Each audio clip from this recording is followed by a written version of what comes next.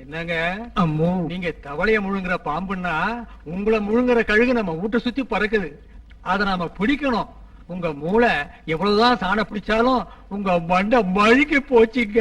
ஒரு வேலை செய்யா சொல்லுங்க. என்ன சாவடிச்சிரு. செத்த பாம்படிக்கிறது எங்க வம்சத்துல இல்லீங்க. உங்களை சாவடிக்கணும்னா லாக்கப்ல இருக்கிற விஜயா தான் வந்து சாவடிக்கணும். இல்ல உங்களை நீங்களே பைத்தியமாக்கிட்டு சாவணும். அம்மோ, இவன் என்ன கன்ஃபியூஸ் பண்றான்டா. எடுத்துட்டு போங்கடா. ஆபீசர், அவன் சொல்றதும் கரெக்ட் தான். நாளைக்கு கோர்ட்ல ஆஜர் பண்றோம். நாளைக்கு தான் ஃபைனல் ஜட்ஜ்மெண்ட். ஒரு போலீஸ் ஆபீசரா இருந்துகிட்டு தீவிரவாதி ஆகிறது சட்டப்படி குற்றம்னா, கல்யாணம் ஆகாமலே தாயாகிறது சமூகத்துக்கே அவமானம். தான் செஞ்ச குற்றத்தை ஒத்துக்காட்டி போனாலும் வயித்துல வளர தம் பிள்ளைக்கு அப்பா யாருன்னு சொல்ல முடியுமா? நீ அரெஸ்ட் ஆன நாள்ல இருந்து உன்னை பாக்குறதுக்கு அவர் ஏன் வரல? நான் நிரபராதி நீ கோர்ட்டு முன்னால கத்தினாலும் என் மனைவி குற்றவாளி இல்லன்னு இந்த நீதிமன்றத்துல நிரூபிக்கிறதுக்கு அவருக்கு ஏன் தைரியம் வராம போச்சு? சோ உன் புருஷன் கூட ஒரு தீவிரவாதி, அதனாலதான் அவர் தலைமறைவா இருக்காரு. இதுதான் உண்மை, யுவர் ஆனர். சரி, உங்க 2 பேருக்கு கல்யாணம் ஆயிடுச்சா இல்ல கல்யாணம் ஆகாமலேயே? எனக்கு கல்யாணம் ஆயிடுச்சு. அவர் என்ன அக்னி சாட்சியா பந்தல கட்டிட்டார். நீங்க நினைக்கிற மாதிரி அவர் சாதாரணமானவர் இல்ல, ரொம்ப பெரிய மனிதர். என் மேல அவருக்கு ரொம்ப பிரியம். அவருக்கு குழந்தைங்கன்னா ரொம்ப இஷ்டம். ஆமா, என் புள்ள ஒரு பெரிய மனிதரோட வாரிசு. இப்ப லாயர் சொன்னது உண்மைன்னு நம்பி வாய்ப்பு அந்த மாதிரி பேசி செய்யாத குற்றத்தை ஒத்துக்க வைக்கிறதா உங்க சட்டம்னா, அந்த சட்டத்துக்கு பதில் சொல்ல வேண்டிய அவசியம் எனக்கு இல்ல. இந்த வழக்கு முழுவதையும் விசாரித்ததில் மிஸ்ஸஸ் விஜயா தன் உத்தியோக தர்மத்தை மீறிய ஒரு கொடிய கொலையாளி என்று கோர்ட்டார் நம்புகின்றனர். இபிகோ செக்ஷன் 302 பிரகாரம் அவருக்கு மரண தண்டனை விதிக்கப்படுகிறது. அவர் கர்ப்பவதியாகையால் அவர் பிரசவமானதும் தண்டனை நிறைவேற்றப்பட வேண்டும் என்று மனோதர்மப்படி கோர்ட் ஆணையிடுகிறது. மேடம்,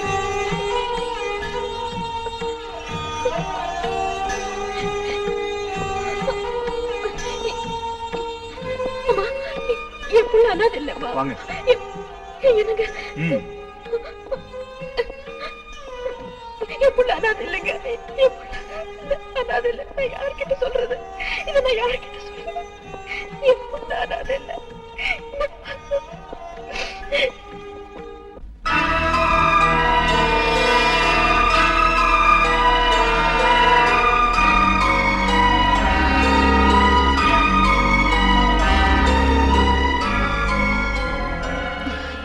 நான் அனுபவிக்க வேண்டிய தண்டனையை அந்த அப்பாவை பொண்ணு அனுபவிக்கிறது அநியாயம்.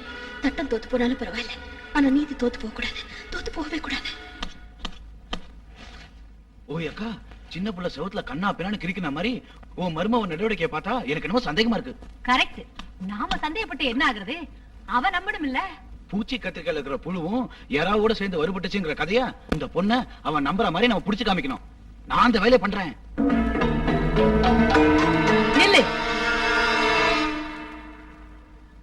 ஐயோ, என் குடும்பம் இப்படி கேவலமா போயிடுச்சு.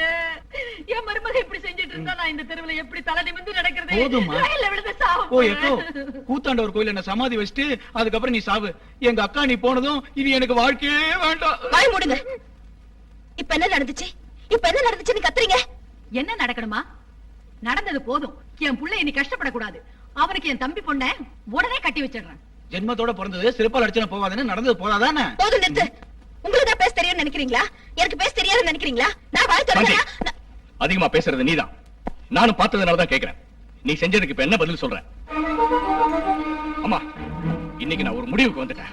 அப்ப நீ சொன்ன மாதிரி உங்க அண்ணன் பொண்ணை கட்டிக்கிறேன். இவ டைவர்ஸ் பண்ணிக்குவாளோ இல்ல வீட்டு வேலைக்காரியா இருப்பாளோ இல்ல வீட்டை விட்டு போயிடுவாளோ போகட்டும். இனிமே இவ என் மனைவி இல்ல. எதுங்க இப்படி அவசரப்பட்டு எந்த முடிவுக்கும் வராதீங்க. ஏன் எடுக்க கூடாது? பசுமையான குடும்பம் பாழா கூடாதுன்னு. இது பசுமையான குடும்பம் இல்ல, மானம் போட குடும்பம். அதனாலதான் இந்த முடிவு. எந்த முடிவு வேணாலும் எடுங்க. ஆனா நீங்க அந்த முடிவு எடுக்கிறதுக்கு முந்தி உங்களோட நான் தனியா பேசணும். என்ன நீ பேசணும்? உங்க அம்மா என்ன பத்தி சொன்னதெல்லாம் போயில்ல, உண்மைதான். அது தெரிஞ்சு வேற கல்யாணத்துக்கு நீங்க முடிவு எடுக்கிறது கூட தப்பில்லை.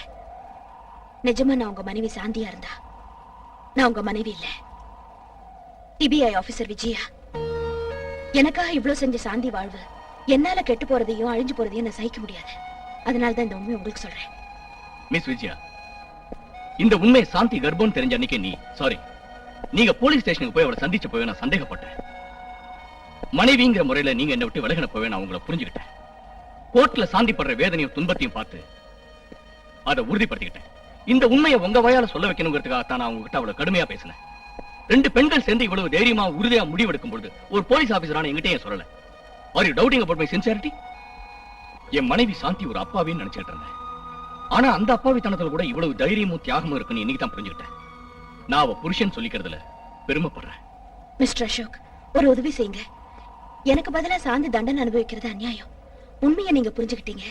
அதனால என்ன சட்டப்படி ஒப்படைச்சிட்டு உங்க மனைவியை விடுதலை செய்யுங்க. இந்த நிலைமையில நீங்க பின்வாங்கினா என் மனைவி தோத்து போனதாயிடும். நீங்க குற்றவாளி தான் முத்திர குத்திடுவாங்க. உங்க 2 பேருக்கு மத்தியில நான் தோத்து போயிடுவேன். நீங்க நிரபராதின்னு நிரூபிச்சாதான் நாம 3 பேருமே ஜெயிப்போம். அப்பதான் சாந்தியோட தியாகத்துக்கு ஒரு மதிப்பு கிடைக்கும். சாந்தி தோத்து போக கூடாது. பஞ்சநாத்துக்கு கொடுத்த டைம் முடிஞ்சும் அவன் கிட்ட ரியாக்ஷனே வரல. அவர் பொண்ணு நந்தன் வர்மா கிட்ட கொண்டு போனோம். அதே சமயத்துல நீங்களும் நிரபராதின்னு ப்ரூவ் ஆகணும். அதுக்கு மேல ஷூட் பண்ண பரமசிவன் நமக்கு தேவை. அந்த ராஸ்கல் எங்க இருந்தாலும் சரி, அவனை நான் கொண்டு வரேன். இதுக்கடையில அந்த பொண்ணு உங்க கையில சிக்காம நீங்க பாத்துக்கோங்க. கிழிச்சிங்கடா. என் பொண்ணை பத்தி யோசிச்சுக்கிட்டு இருக்கேன்னு நினைக்கிறீங்களா? இல்ல என் பதவியை எப்படி ராஜினாமா செய்ய போறேன்னு நினைச்சுக்கிட்டு இருக்கீங்களா? நான் யோசிக்கிறதெல்லாம் அந்த நந்தன் வர்மா பத்தி தான். அவர் டெல்லிக்கு போற பிளைட் சரியா 6:45 மணிக்கு. 4 மணிக்கெல்லாம் ஜோதி லிங்கேஸ்வர ஆலயத்துல இந்த தேசத்தின் ஒற்றுமைக்காக அவர் லட்சார்ச்சனையும் அபிஷேகம் செய்ய போறார். அங்கேயே அவர் பேச்சு மூச்செல்லாம் அடங்கி பிரேதமாகிறதுக்கு சாப அபிஷேகத்தை நான் செஞ்சு காட்டுறேன். பஞ்சநாதம், நந்தன் வர்மாவை கொல்ல வேண்டியது ஏன் பொறுப்பு. நீங்க எப்ப என்ன செஞ்சாலும் அதை என்கிட்ட சொன்னப்புறம் தான் செய்யணும். மத்தவங்க தலையிடுறத நான் விரும்பல. ஐயோ அம்மோ, நிழல காட்டி என்ன பயமுறுத்திட்டேடா? இல்லைங்க. நிழல் இல்ல, நான் ஒத்துக்கிட்ட வேலை எப்பவும் தோத்து போனதில்ல. நாளைக்கு டெல்லிக்கு போறது அவன் இல்ல, அரசு மரியாதையோட இறுதி யாத்திரைக்காக அவன் போனான். பெருசா கழிச்சுட்ட சும்மாரு. அன்னைக்கே இன்னொரு புல்லட் லோடு பண்ணிருந்தா அந்த பிரச்சனை வந்திருக்காதுல்ல. அவன் அப்பயே செத்துருப்பான். சரியா நாளைக்கு 4:30 மணிக்கு அதே கோயில்ல நந்தன் வர்மாவை நான் தீர்த்திடுறேன். இந்த வாட்டி அவரை யாராலையும் காப்பாற்ற முடியாது. நிறுத்து. இந்த விஷயத்துல நான் ஒரு பெரிய ஆயுதம் கண்டுபிடிச்சிருக்கேன். அது அந்த கடவுள் செஞ்ச ஆயுதம். ஈடு இணை இல்லாத ஆயுதம். அது என்ன, எங்கிருந்து வந்துச்சு, அது எப்படி வேலை செய்ய போகுதுங்கிறதெல்லாம் உங்களுக்கு தெரியாத விஷயம். அவளை தண்டிச்சாச்சு, என்னையே அண்டர் கிரவுண்ட்ல வச்சீங்க. நான் சொல்ற வரைக்கும் நீ தலைமுறைவாக இருக்கணும். காரணத்தை சொல்ல வேண்டிய அவசியம் இல்ல. சொன்னதை செய். புரிஞ்சுதா? சே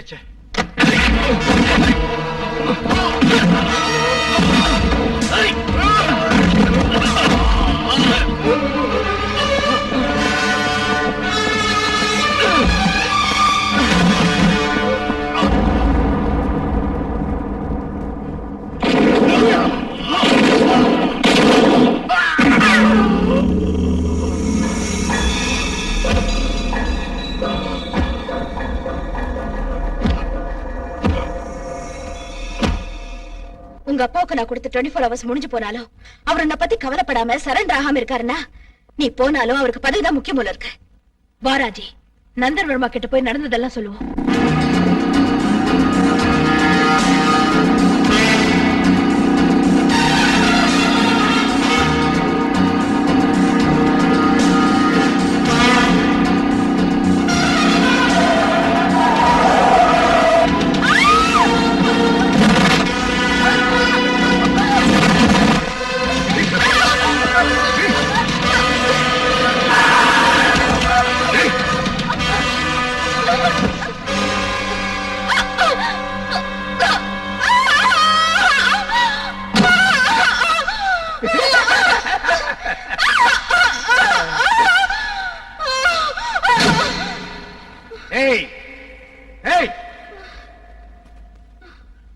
நான் செய்யற வேலையெல்லாம் சக்சஸ் ஆகாம நின்னு போச்சுன்னா அதுக்கு பின்னால ஏதோ ஒரு பராசத்தினுடைய மகிமை இருக்குன்னு அப்பவே நினைச்சேன்.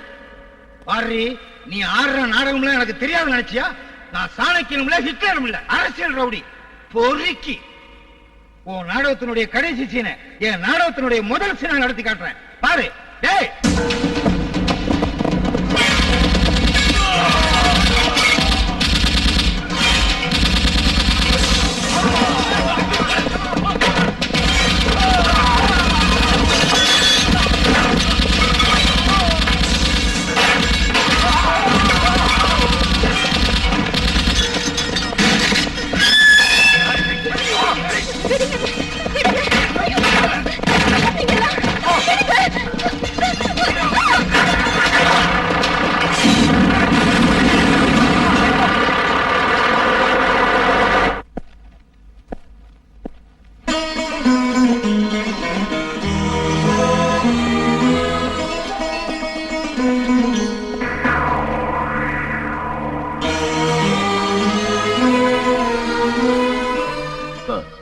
சொன்னபடி இவ ஜெயில இருந்து தப்பிச்சிட்ட மாதிரி கிரியேட் பண்ண லாக்கப்ப பிரேக் பண்ணி ஒரு இன்ஸ்பெக்டரையும் 2 கான்ஸ்டபிளையும் ஷூட் பண்ணி கொண்டாந்துருக்கேன். இந்த நியூஸ் ஈவினிங் பேப்பர்ல வருது. இவன் நமக்கு விரோதி. நமக்கு என்ன பிரயோஜனம் இவளை வெளியே கொண்டு வந்தீங்க? அட பைத்தியக்காரா, நீ நினைக்கிற மாதிரி இவ சிபிஐ ஆபீசர் விஜயா இல்ல, இன்ஸ்பெக்டர் அசோக்கோட மனைவி சாந்தி அம்மா. இவங்க 2 பேரும் சேர்ந்து ஒரு பெரிய கதை பண்ணாங்க. இன்ஸ்பெக்டர் பொண்டாட்டி உள்ள போயிட்டா, அவ உருவத்துல இருக்கிற இந்த விஜயா வெளியே வந்துட்டா. நீங்க 2 பேரும் கூந்தல் அலங்காரத்தை மாத்திக்கிட்டு என் காதல பூசிட்டு என்ன ஏமாத்தலான்னு பாக்குறீங்களா? யார் என்ன கதை பண்ணாலும், யார் என்ன சதி பண்ணாலும் கடைசி வெற்றி எனக்கு தான். Mind it. Last moment is mine. பாருங்கடி, உங்க 2 பேரையும் சுட்டு சாகடிக்க முடியும் ஒரு நொடியில. ஆனா ஒரு முக்கியமான வேலை இருக்கு. அதுக்காக நீங்க 2 மணி நேரம் உயிரோட இருந்தே ஆகணும். டேய், இவளை எடுத்துட்டு போங்கடா. பாரு சிபிஐ விஜயா, இன்னும் 2 மணி நேரத்துல அந்த தலைவரை கொல்ல போறோம். நாங்க கொல்ல போறது இல்ல, உன் கையால கொல்ல வைக்க போறோம். நீ கொலைகாரியாக போற. என் உயிர் போனாலும் நான் அப்படி செய்ய மாட்டேன். செய்ய வைக்கிறேன். கடவுள் கொடுத்த உருவ ஒற்றுமை வச்சு என்ன ஏமாத்துனீங்க. அதே உருவ ஒற்றுமையை வச்சு உங்களுக்கு சாவமணி அடிக்கிறேன். உன்ன மாதிரி அவளை தயார் செஞ்சு அதை நீதான் எல்லாரையும் நம்ப வச்சு, அவ கையாலே இந்த அரசியல் கொலையை செய்ய வச்சு அதை நீதான் செஞ்சேன்னு எல்லாரையும் நம்ப வைக்கிறேன்.